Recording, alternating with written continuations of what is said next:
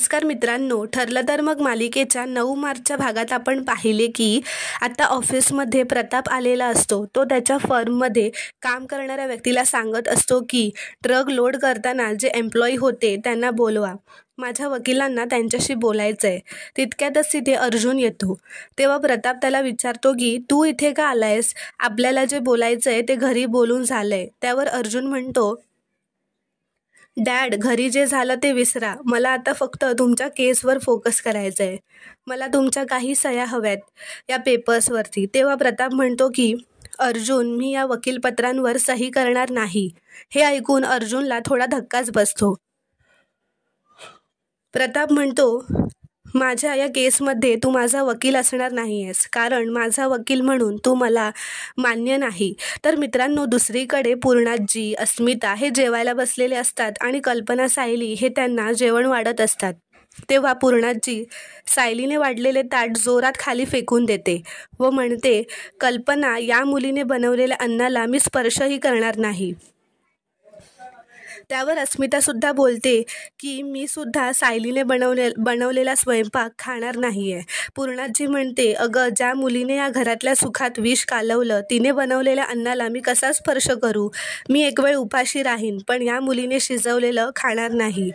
तर इथे दुसरीकडे अर्जुन खूपच विनवणी करून प्रतापला सांगत असतो की आपल्यात याआधीही वाद झाले नाही आहेत असं नाही आहे, पण आत्ता आपल्यासाठी महत्त्वाचं आहे ते ही केस जिंकणं. त्यावर प्रताप म्हणतो की म्हणूनच माझी ही केस तू लढणार नाही आणि मला असा वकीलच नकोय जो खरा गुन्हेगार शोधणारच नाही, तर एका चांगल्या माणसाला गुन्हेगार ठरवण्यासाठी आपली शक्ती आणि वेळ वाया घालवेल.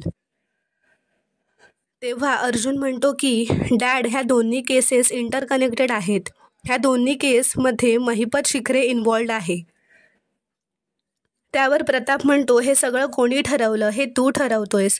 मी जर माझी केस तुला दिली तर तुझा सगळा फोकस मला निर्दोष ठरवण्यावर नसेल, तर महिपत साहेब कसे दोषी आहेत हे ठरवण्यावर असेल, आणि हे सगळं तुझ्या बायकोची इच्छा आहे म्हणून. असं म्हणत तो म्हणतो की तू तुझं हे वकीलपत्र घेऊन जा. माझ्या या केसशी तुझा काहीही संबंध नाही. तर इकडे दुसरीकडे कल्पना पूर्णाईला सांगत असते की पूर्णाई, असं नका करू. याने आपल्याच घरातील भांडणं वाढतील. आपण जर अन्नामध्ये भेदभाव केला तर आपल्या घरात फूट पडेल, असं ती म्हणत असते. त्यावर पूर्णाजी म्हणते, आता काय पडली नाही आहे का फूट? कल्पना म्हणते, पूर्णाई, सायली वाईट नाही आहे. तेव्हा पूर्णाई म्हणते, मी माझा निर्णय बदलणार नाही. हे ऐकून सायली हात जोडून पूर्णाजींना विनंती करू लागते व म्हणू लागते, प्लीज तुमचा निर्णय बदला.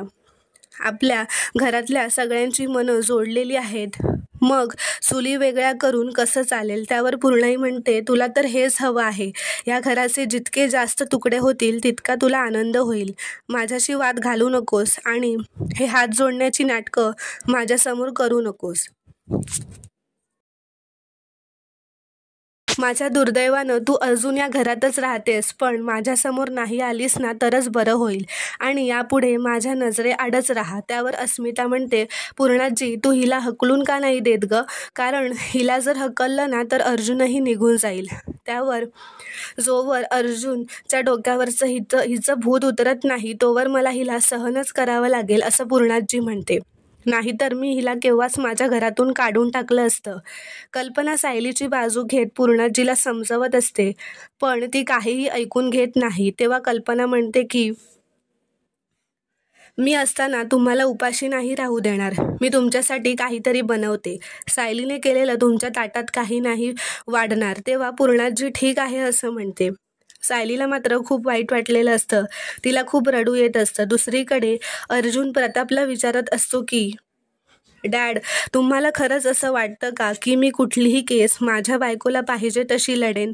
तेव्हा तो म्हणतो, तुम्ही तुमचा राग आपल्या केसच्या मध्ये नाही येऊ देऊ शकत डॅड. त्यावर प्रताप म्हणतो, आपली केस नाही, माझी केस. तो अर्जुनचं काही एक ऐकून घेत नाही व त्याला तिथून निघून जायला सांगतो. तेवढ्यात तिथे रविराज आणि चैतन्य येतात. अर्जुन त्या दोघांना तेथे पाहून निघून जातो. तर आता पूर्णाजीने कल्पनाने बनवलेला स्वयंपाक ती जेवत असते व तिला म्हणते की आता तूही जेवून घे. त्यावर अस्मिता म्हणते की मम्मा, तू कोणता स्वयंपाक जेवणार आहेस? तू स्वतः बनवलेला की तुझ्या सुनेने बनवलेला? तेव्हा कल्पना स्वतःला ताट वाढते व सायलीजवळ जाऊन तिला म्हणते की तू केलेला स्वयंपाक मला वाढ. या घराचे 2 भाग जरी झाले ना तरी दोन्ही भाग माझ्या काळजाच्या जवळचेच आहेत.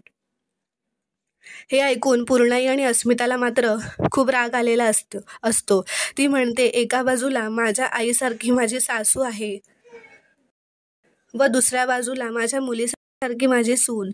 या दोन्ही बाजूचा मला समतोल राखायलाच हवा.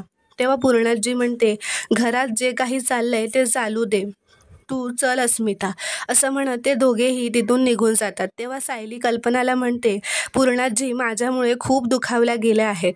त्यावर कल्पना म्हणते, सायली, तुझी जी तळमळ मला दिसते ना ती कधीतरी त्यांनाही दिसेलच. हे घर जोडून ठेवण्याकरता तुझी धडपड ही त्यांना दिसेल. असं म्हणत ती कल्पनाला तिने केलेलं जेवण वाढते.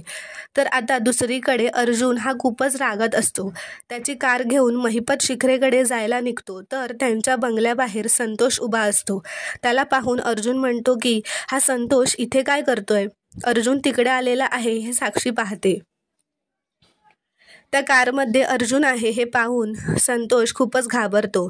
अर्जुन कारमधून बाहेर येतो. संतोषची कॉलर पकडून त्याला कारमध्ये बसवतो. संतोष म्हणत असतो की मी काही केलं नाही आहे साहेब, पण अर्जुन त्याचं काही एक ऐकून घेत नाही. तो त्याला कारमध्ये घालून घेऊन जातो. हे साक्षी लांबूनच पाहत असते.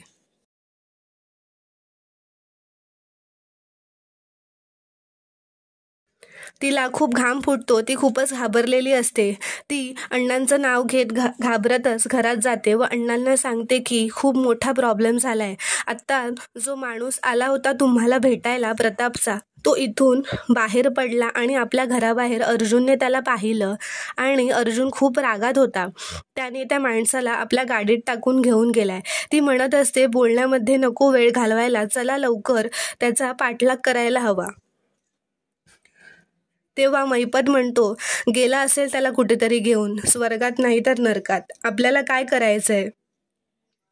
त्यावर साक्षी म्हणते, अण्णा अहो, जर अर्जुनने त्याला प्रेशराईज केलं तर तो सगळं खरं सांगून टाकेल आणि मग त्यानंतर प्रताप नाही तर आपण जाऊ जेलमध्ये त्या ड्रग ट्रॅफिकच्या केससाठी. तेव्हा महिपत म्हणतो, असं काही होत नसतं, तुला बघायचं आहे ना कुठे घेऊन गेलाय असेल, चल तुला दाखवतो, असं म्हणत ते कुठेतरी जाण्यासाठी निघतात.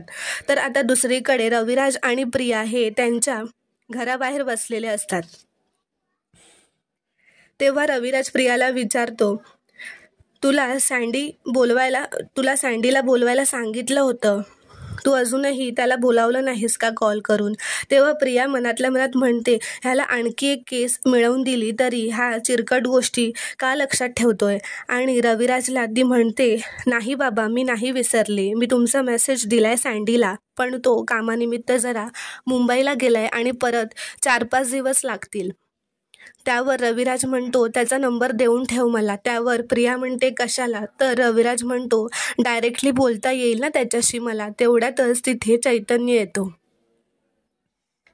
त्याचवेळी रविराजला शिखरेचा फोन येतो आणि फोन उचलल्यावर तो खूपच आश्चर्यित होतो. तर इकडे दुसरीकडे प्रताप हा त्यांच्या एका जुन्या कस्टमरला त्यांचे डील कॅन्सल करू नये यासाठी विनंती करत असतो. तेव्हा तिथे सायली प्रतापसाठी कॉफी घेऊन येते तर प्रताप नकोय असं म्हणतो. सायली म्हणते, ही कॉफी मी नाही, आईंनी केली आहे. हे ऐकून प्रताप कल्पनाला खूपच रागात बोलावतो व म्हणतो, ही मुलगी जिथे असेल तिथे मला थांबायचं सुद्धा नाही. त्यावर सायली म्हणते, बाबा, हे घर तुमचं आहे, माझ्यामुळे तुम्ही निघून जाऊ नकात, मीच वर जाते. तेवढ्यातच तिथे अर्जुन त्या संतोषला फरफटत घरी घेऊन येतो. तर मित्रांनो, पुढील भागात आपण पाहणार आहोत की अर्जुन आणि सायली त्यांच्या रूममध्ये महिपतला अडकवण्यासाठी तयारी करत असतात. सायली म्हणते, जर घास सरळ हाताने भरवला जात नसेल तर घास फिरवून द्यायला हवा. अर्जुन म्हणतो, मी येतोय संतोष, आणि आता तुला खरं बोलावंच लागेल. तर मित्रांनो, अशाच मालिकेचे पुढील भाग पाहण्यासाठी चॅनलला प्लीज सबस्क्राईब करा.